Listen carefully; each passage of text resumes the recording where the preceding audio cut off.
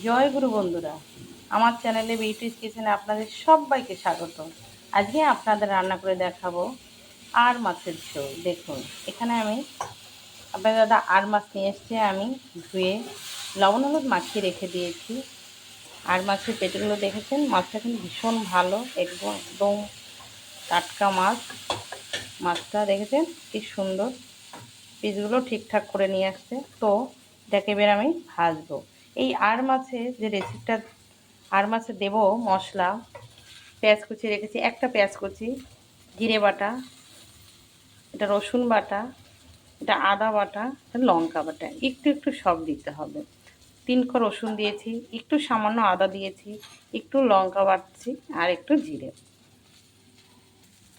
তো কড়া বসিয়ে, কড়া গরম হয়ে গেছে, এবার আমি তেল দিয়ে দিচ্ছি।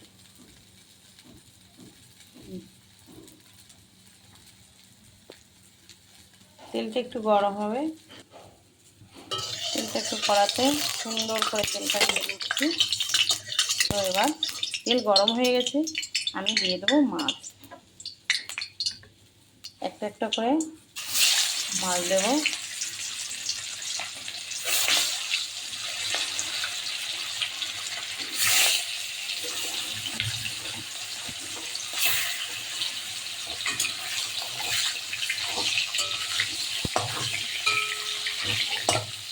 মাছগুলি একটু ভাজবো সুন্দর করে।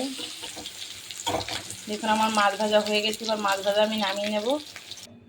মাছ আমি নামিয়ে নিয়েছি। আমি এই মাছে তো একটা আলু লম্বা লম্বা করে কেটে দিয়ে দেবো। এটাকে আমি একবারে তেলে কষানোর ভিতরে একবারেই দিয়ে দেবো আলুটা।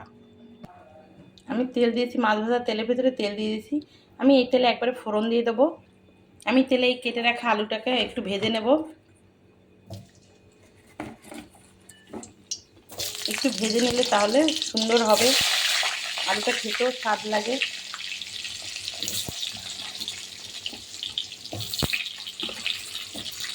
একটু আমি দিয়ে দেবো লবণ, সামান্য পরিমাণে লবণ দিয়ে দেবো। হলুদ দেওয়া লাগবে না, মাছের তেল ভাজায় হলুদ, তাই হলুদ হয়ে গেছে। আলু ভাজা হয়ে গেছে আমার। আলু ভাজাটাকে এবার নামিয়ে নেব। আমি এবার ফোড়ন দিয়ে দেবো। আলু ভাজা নামিয়ে নিয়েছি, এবার ফোড়ন দিয়ে দেবো।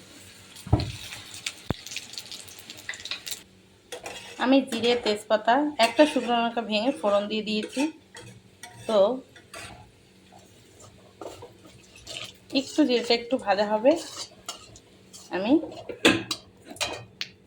এই যে কুচিয়ে রাখা পেঁয়াজটাকে দিয়ে দেবো।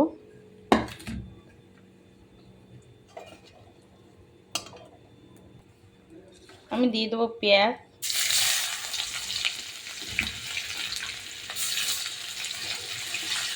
পেঁয়াজটা একটু ভাজা ভাজা হবে, আমি এক এক করে বাটা মশলাগুলো দিয়ে দেবো। পেঁয়াজ একটু ভাজা ভাজা হলে কিন্তু তরকারি খেতে স্বাদ হয়। দেখুন পেঁয়াজ একটু লাল লাল হয়ে এসছে। আমি এবার দিয়ে দেবো আদা বাটাটা, দিয়ে দেবো রসুন বাটা, দিয়ে একটু নেড়ে চেড়ে আমি দিয়ে দেবো লঙ্কা বাটা, দিয়ে দেবো জিরে বাটা।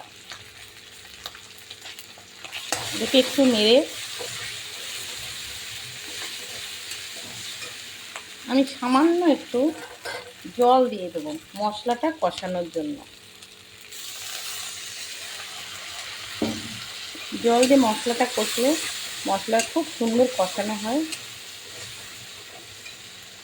এবার দিয়ে দেবো আমি লবণ হলুদ, দিয়ে দেবো লবণ,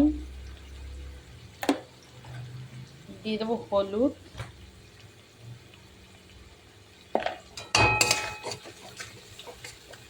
এবার মশলাটা নেড়ে চেড়ে আমি একটু কালার হওয়ার জন্য একটু দিয়ে দেবো চিনি, দিয়ে দেবো সামান্য পরিমাণে চিনি।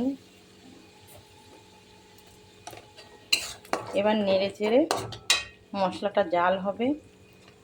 যখনই এই মশলাটা তেল ছেড়ে দেবে তখনই কিন্তু আপনারা বুঝবেন যে মশলা জাল হয়ে গেছে।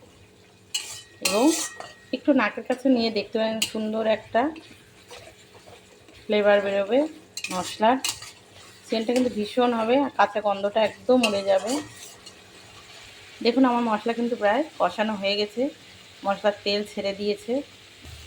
দেখুন মশলার কালারটা কি সুন্দর হয়েছে, মশলা কষানো হয়ে গেছে। এবার আমি এই মশলায় ভেজে রাখা আলুটাকে দিয়ে দেবো। দিয়ে এবার নেড়ে চেড়ে আমি জল দিয়ে দেবো। এবার আমি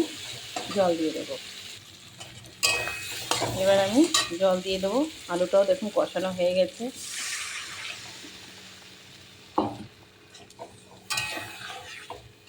আলুটা সিদ্ধ হবে, যতটা জল লাগবে ঠিক ততটাই, ঝাল ভেজ হোক সেই হিসাবেই জলটা দিতে হবে। এটা একদম গায়ে মাখা হবে না, একটু ঝোল ঝোল হবে। দেখুন তরকারি খুব সুন্দর ফুটছে জলটা। এবার আমি এই যে মাছ যে ভেজে রেখেছিলাম, আমি মাছটাকে দিয়ে দেবো, ভাজা মাছটা দিয়ে নেড়ে চেড়ে একটু মাছের সঙ্গে কিন্তু ঝোলের সঙ্গে একটু জাল না হলে কিন্তু মাছ খেতে স্বাদ হয় না, মাছের ভিতর মশলা ঢোকে না তা না হলে। এই দেখুন আলুও গলে গেছে।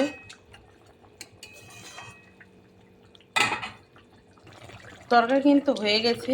নামানোর আগে একটু গরম মশলা গুঁড়ো দিয়ে, তাহলে সুন্দর সেন্টটা আসবে, খেতেও ভালো লাগবে।